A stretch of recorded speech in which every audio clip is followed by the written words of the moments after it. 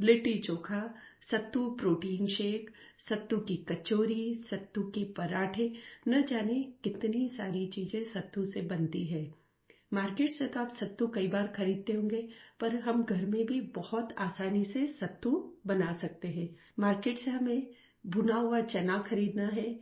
चने में ना हल्दी होना चाहिए, ना कलर होना चाहिए, ना नमक होना चाहिए, कुछ भी नहीं होना चाहिए, बस सिर्फ भुना हुआ चना होना चाहिए। भुने हुए चने को हमें एक बड़ी थाली में चने को लेना है, दोनों हथेली के बीच में उसको लेके रगड़ना है।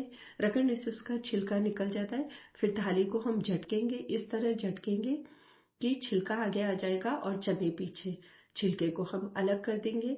जहां पर हम चने को झटकेंगे वहां पर सामने एक न्यूज़पेपर या ऐसी कुछ चीज लगा ले जिससे सारा कचरा उसी में गिरे, क्योंकि इसका छिलका फैल जाता है। जब न्यूज़पेपर आगे लगाते हैं तो छिलका उसी में गिरता है।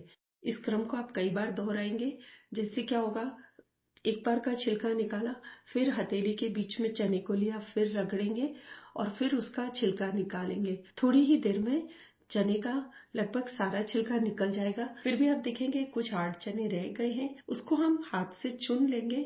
चुने हुए जो छिलके वाले चने हैं उसको फिर हथेली के बीच में लेके रगड़ेंगे। रगड़ने से कुछ चने का तो छिलका निकल जाएगा, बट कुछ का छिलका रहेगा। इस क्रम को हम जब तक दोहराएंगे जब तक सारे छिलके अलग हो जाए। और जो छिलके वाले चने रह गए उसका हम आगे यूज करेंगे, मैं वो भी आपको दिखाऊंगी। और जिन चने का छिलका निकल गया उसको हम मिक्सर के जार में डालेंगे। कुछ ही सेकेंड्स उसको मिक्सर जार को चलाने से चने पिसा जाएंगे, चने का एकदम फाइन पाउडर बन जाएगा। यही सत्तू है और हम बहुत आसानी से घर में चने का सत्तू बना लेंगे। अब इस सत्तू को हम किसी भी एयर टाइट जार में भर के स्टोर करके कई महीनों तक यूज कर सकते हैं। ज्यादा अच्छा है 1-2 महीने तक ही रखें। हर चीज ताजा चीजों का बहुत अच्छा टेस्ट आता है। और जो चने जिनका छिलका हम निकाल नहीं पाए, आप उसको खुली जगह पे पक्षियों के लिए फैला दें। आप देखेंगे कुछ ही देर में आपके चने गायब हो जाएंगे। इस तरह हम चने का 100% यूज कर लेंगे।